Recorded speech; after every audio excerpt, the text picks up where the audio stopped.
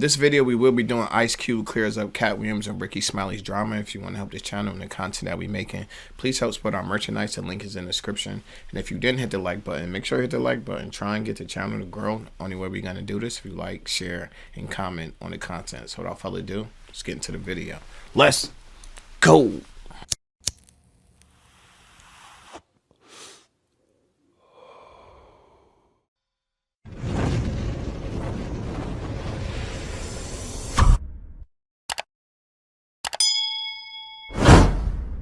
Chi, get the yayo. Get the yayo. First, listen to Ice Cube speak on the situation right here. Okay. What's cracking? This your homie Ice Cube. What's cracking? Just wanted to address a few things. You know, everybody been checking out the Turn this up a little bit. I need to hear what you're talking about. My man Katt Williams. You know, first of all, I just want to say, you know, we shot that movie over 20 years ago, so 20 years. It's been that long already? It's been a minute. Time people have different perspectives, and it's been a long time. I also want to say, you know, every comedian that I've worked with, every comedian that I've put in a movie, I only put them in the movie because I thought they was funny. Right. I thought they was perfect for the part.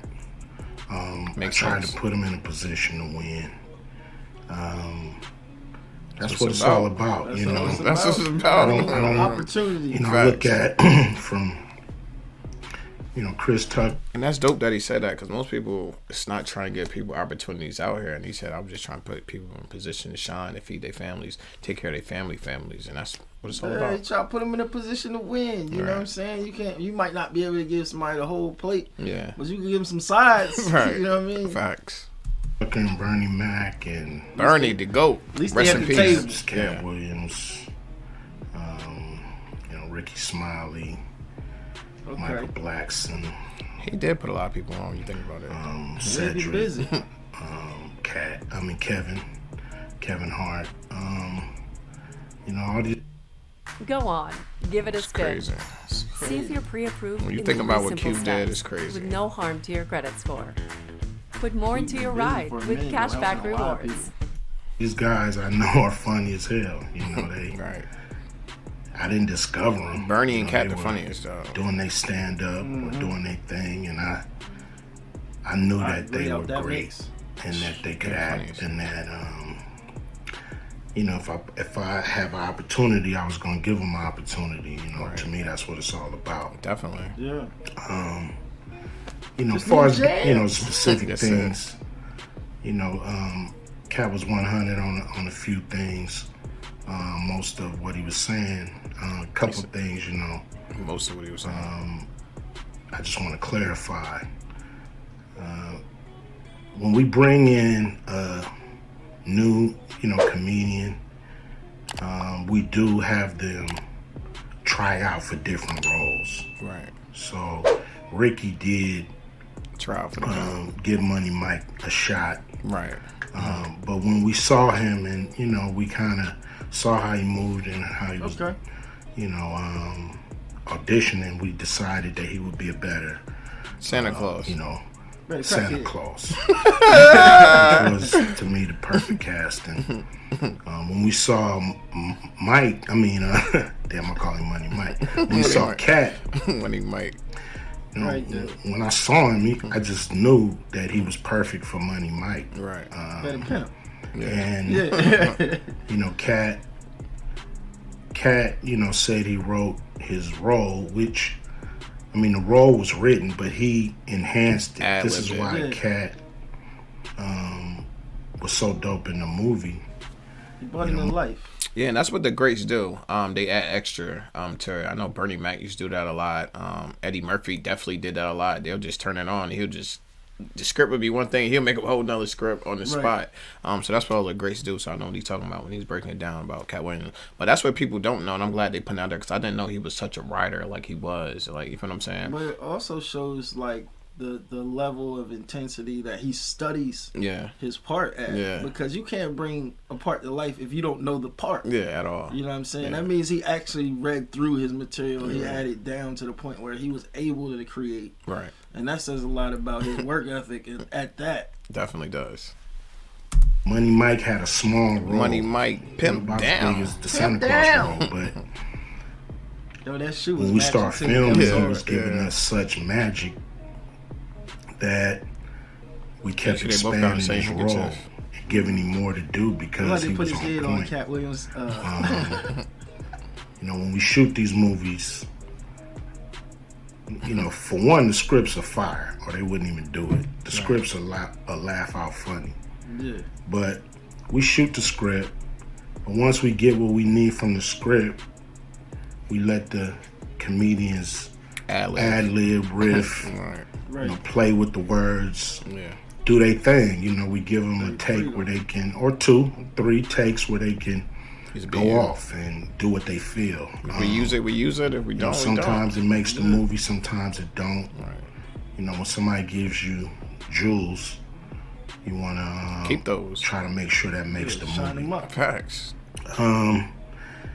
So in the movie, there's second thing I want to clear up.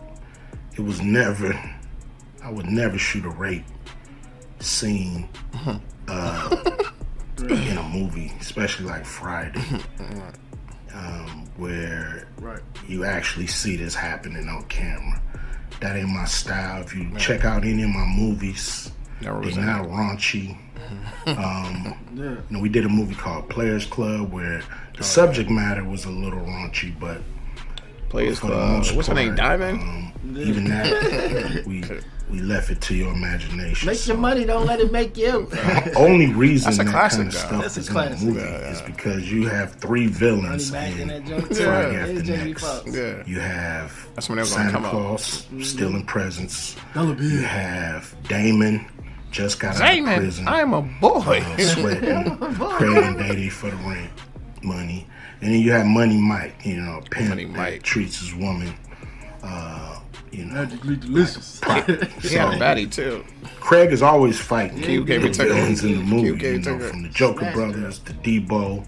And so we already had Craig fighting Santa Claus, and the only real way to get rid of the other 2 villains was to have them go against each other. And the plier joke was always in the script. You know, it was never, we would never ever show that. You know, that's not my style if you look at any of my movies.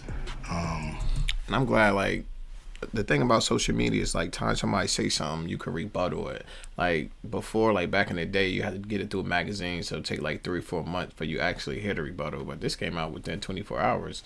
So that's just the power of the internet in 2024. And it works just as well on both sides, and it's good that you can at least try to get something out there. Yeah. Because you used to have to just deal with that. Right. Yeah. People. By the time you get your rebuttal out there, it'd be too late. Stuck in somebody's head. Yeah, as a truth. So, you know, that was never a discussion. You know, we, you know, at that point in everybody's career, you know, we would listen to a certain extent, but we wasn't gonna change the movie for any actor. You know, we listen to a certain do extent. what we feel, and if it was a rape scene, it would have been in the movie. There was no reason not to shoot it, but that's not my style. I don't even like that kind of shit in movies, on camera. And so, you know, that was, to me, a little discrepancy there. Gotta clear that up. You know, Katt, he wrote a lot of his part because, you know, like I said, he was giving us jewels, so we were keeping the camera rolling. Right. He was coming off the dome. He was coming prepared every day to steal the show. You know, that was his mission. To steal the show. That was his mission. That's what he did, you know, with the movie. Right. And it launched his career. You know, he said he came to steal his show. And I'm proud of the movie. I'm proud of all the guys who've, you know, come through, you know, Acute Vision Production, and went on to do bigger and better things. At some point. And look, you know, a lot of people are talking about pay and how much they was paid on these movies that were extremely low budget. You know, most of these guys work a couple of days, you know. Right. And when you're doing a movie, there's over 100 people working on the movie that need to get paid. Most of them got to get paid every day. And there's pre-production and post-production. Even after you finish with the actors, you got to pay editors and sound people. And my movies are all about quality. YouTube Premium is ad-free YouTube and the YouTube Music app all together. So most of the money go up on the screen. Definitely. I'm not giving you no bullshit. I'm not giving you no low budget, you know, shit you can laugh at because it's so cheap. You can laugh we at try it. to put all the money on the screen. And so any actor that's mad at what they got paid, you know, just look at what you was doing. Look at where your career was at the time. Right. Take a look at where it is now. Facts. And Friday has something to do with that. Say thank you. And I put a lot of people in movies, but they ain't never put me in a movie. So Right. you can take that for what it's worth. You know what I'm saying? I've given a lot of these guys opportunities. Yeah, they probably didn't even have. Yeah. I still act, so I'm waiting for a call. I ain't got to produce everything or write everything. Right. I got love for all the comedians that I've worked with. Got, you know, much love for Katt. You know, he spoke up for me a lot. And I just wanted to be clear and clarify some things. And Katt definitely spoke up for him. I remember what comes to mind right now when he was talking about people talking about how much they got paid, and he was like, "Yo, this was a low budget movie. How much did you expect to get paid off a low budget movie?" And you probably came to this low budget movie because you didn't have any bigger options. If you had bigger options, you would have took them options. So you just took the only option was there, and it's just like in the real world. Like when things get hard, you might go take a fast food job that's paying you nothing, but you took that fast food job because that was the only thing that was on the table at the moment. Survival. So you can't really complain about it, and that's what he was saying about Ice Cube. You know what I gotta say? You right about that because I remember that too. But I gotta say this: like when this started, I'm thinking we gonna hear like a fair amount of, but it didn't start like that. It started like, well, You tell mostly the truth. most of the truth is what he was saying. Yeah, it was much. a couple things, but then when he got to talking, he was like, well, nah, that wasn't the truth about that rape scene. Yeah. And then there was something else. That's not a lot of flipping. Yeah, not a lot. That's what he said from the beginning. He's like, a couple things, but Yeah, I just want to draw attention to that. Yeah. Especially I know stuff. you hear what I'm saying because Yeah. you would think like the way they said this, it was going to be a whole lot of flipping. No, that's like two things. Yeah, that's it. shit, man. I hope y'all have a good 2024. Yeah. Yeah. All right, so y'all heard from Ice Cube, man. He said a whole lot. Now listen to Rickey Smiley address everything that Rickey Katt Williams Smiley had to say. said. What are He about to told you the say? story about when the movie came out. Where did he say he watched it? At home. He wasn't even at the premiere. You telling this man, you stole that. Oh, so he could get his name in the same sentence with a great one. It is sad. He was just that bitter when we were shooting it. He told everybody, this should have been my role. Everybody on the scene. Why do you think no cast member has ever said anything? He couldn't have played that role like you. I thought he was. Sir, no one, why no, he was with KD?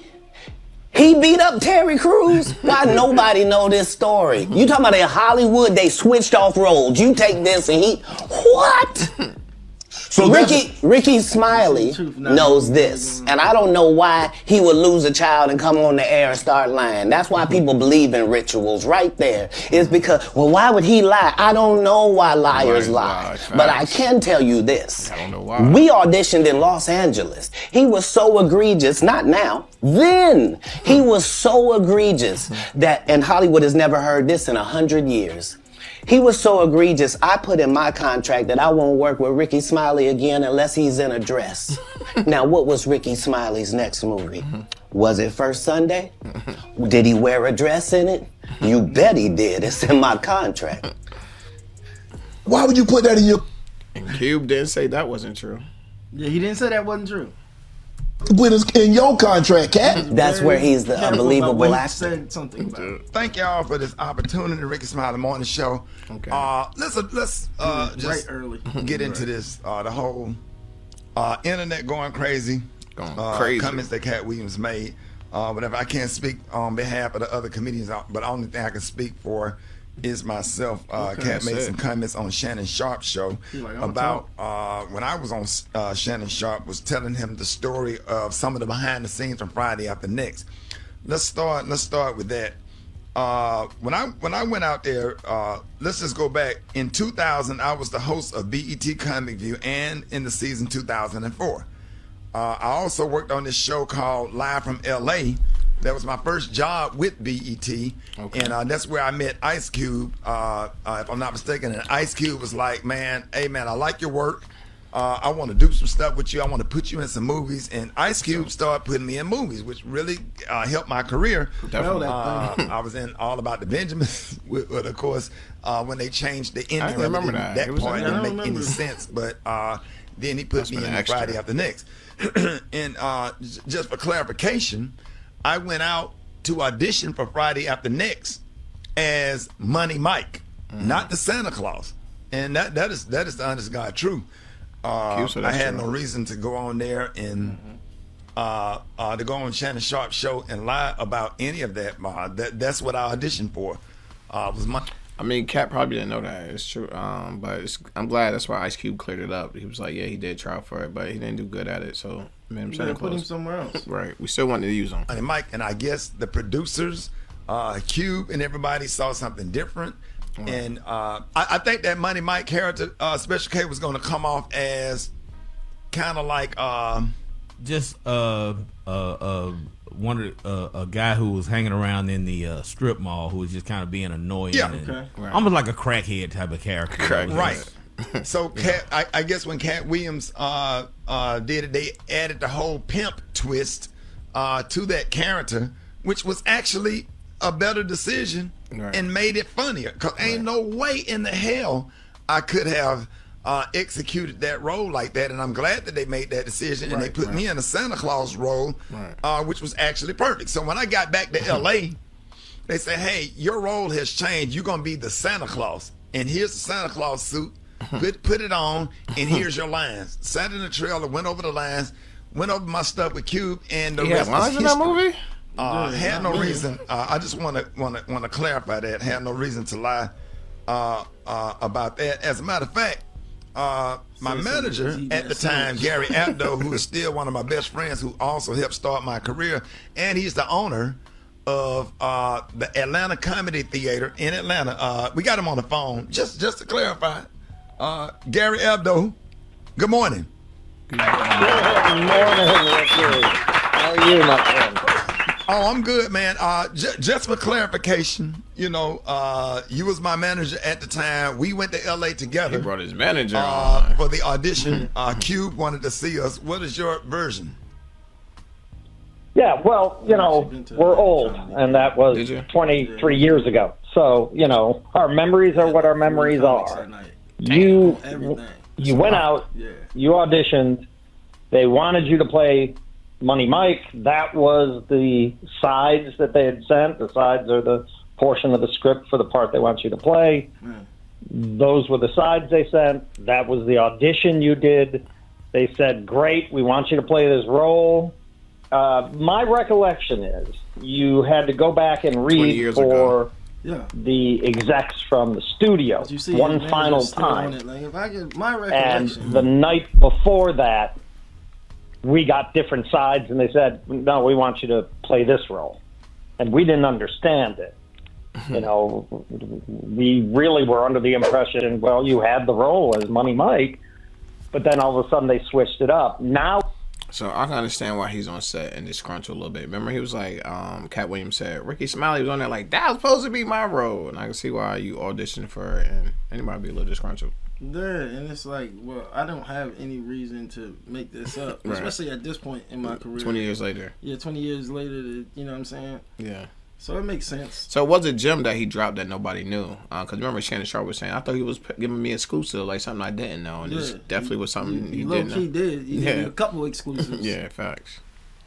We understand why. Katt came in, blew them away. He's an incredible performer. That was probably one of the most iconic breakout parts in movie history. I mean, that was literally Katt. that was literally Katt's first movie. You know, Friday was not Chris Tucker's first movie.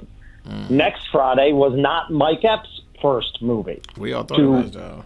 For that to have been Katt Williams' first movie, and he exploded. I mean, that literally made him an iconic touring comedian, one of the biggest to do it in this generation. And, you know, the rest, as they say, was history. But, yeah, absolutely, without a doubt, you were auditioning for Money Mike. You were told you had the role, and then that switched up overnight. And I'm glad I ended up doing being the Santa Claus, because that role was iconic and not as funny as his. I like the pimp. I personally like the pimp better, but the Santa Claus role was just perfect for me. At the time, I was skinny and could run fast, so. And you could squeeze over that gate. So, yeah, that was the... I just wanted to clarify that. And then there was no contract ever that in agreement with the first Sunday movie, because that was a whole different production directed by who just directed my Netflix special, David E. Talbert. Okay, Netflix special coming about me playing Bernice Jenkins. That's something that David called me personally. David and Lynn are fans and have been fans of my work for a long time, and it was like, we want you to play Bernice Jenkins, and you know, and here you go, and that's what happened. And I went out there and shot that in one day, me and Red Grant, and that was a lot of fun. And it had nothing to do with Katt Williams' contract or whatever. So you know what I'm saying? Like, I respect Katt. Definitely disappointed that you have to get on the air and explain something like this, but you know, that's the truth, cool, and I don't know what else to say. He took it away. So he hella cool about this. He taking it away, but I thought he was gonna take it. I thought he was gonna be coming out his neck, but nah, he took the high roll in this and just stated what he knew to be true. Called his manager in, but he didn't try to play Katt at all. He said himself he did an iconic role. He did a great job in that. He didn't have to say that. So shouts out to him for saying that. I gotta commend him on this because I just think about life as it occurs. You really only see so many ways this could go. Either this way would seem like the last thing, you know what I'm saying, or some sort of outburst, or some sort of defense, or some sort of explanation. I mean, there are, but he definitely took the high road. Definitely. There it is. There's not much else to say. You know, it's indisputable that Katt played that role, killed it, built an entire career out of that one role that all of us look at and go, wow, that's absolutely amazing. But it's also indisputable. You were auditioning for Money Mike. We were told you had the role. You just had to read one more time, and then that switched up. And the crazy thing about it is we had a conversation when it came out. He said a lot of this 12 years ago, and we had a conversation because I was on 14th Street in Atlanta, right by the Four Seasons Hotel. ATL. And I was driving down the street with my granddad in the car, and I saw Katt Williams going across the street on 14th Street. And I said, Katt, what's up? Whatever. I just wanted to make sure we was good. He said, come over and have a cup of coffee with me, because he was walking over to Starbucks.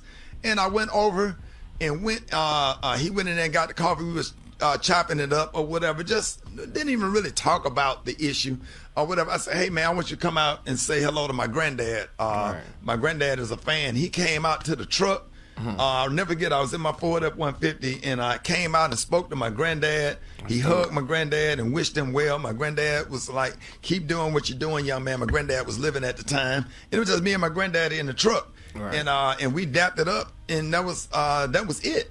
I mean, that was it. And I thought that we were good. I didn't know that we had any issues. And if there are any issues, or if there's anything that I've done, not only to Katt Williams, to anybody, I apologize, and I'm not perfect. I made mistakes. 2024, everybody grown man. Like, yo, whatever I did, I apologize. You know what I'm saying? And I did audition for what I auditioned for, and I'm glad that the producers made that decision. And let me address all of the things with Gary. You can help me out with this, because, you know, comedy greats like Flip Wilson played Geraldine. Richard Pryor played some roles on his show.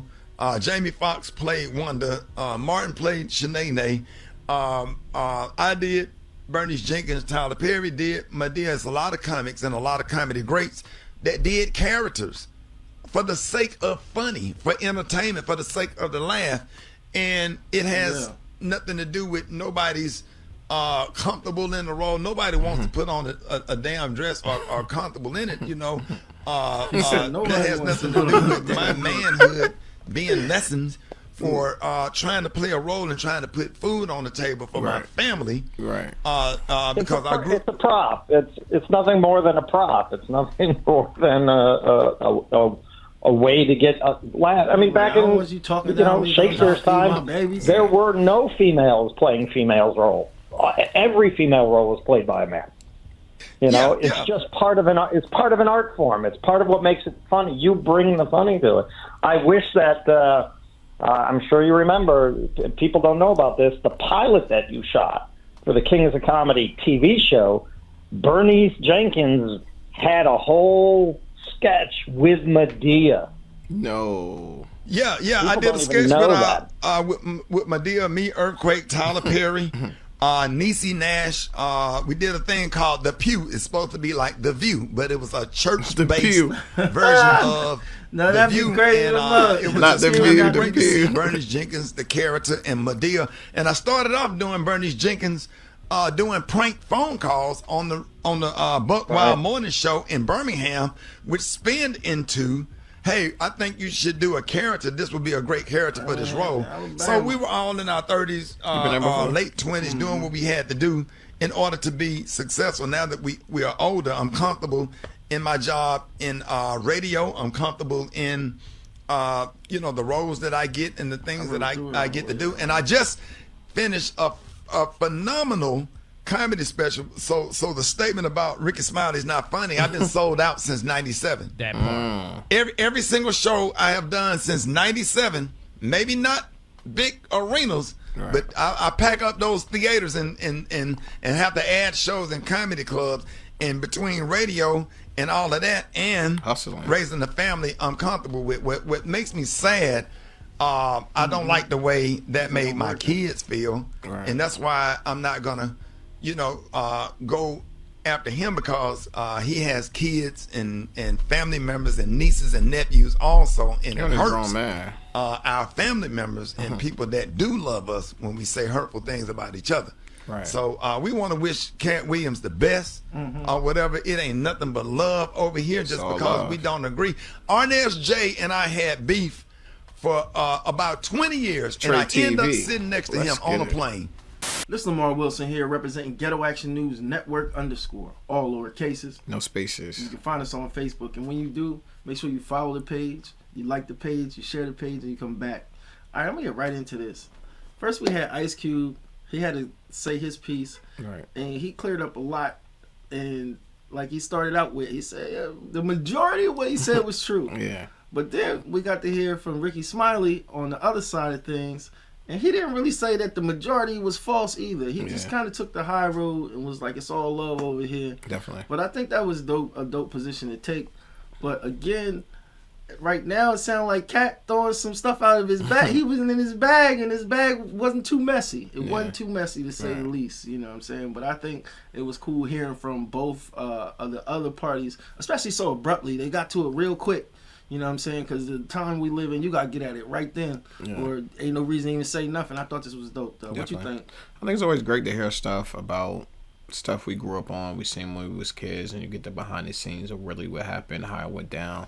We learned a lot, like Katt Williams wrote his own parts. We learned that Rickey Smiley actually did try out for that role. Didn't make, he was actually a better Santa Claus, and I like that Ice Cube cleared up his part. I like that Rickey Smiley called up his part. He even brought receipts and called his manager in, and I thought that was dope, and I can't wait to do more to this, because I know more stuff gonna keep coming out. But until then, it's your boy Trek TV, and I'm out.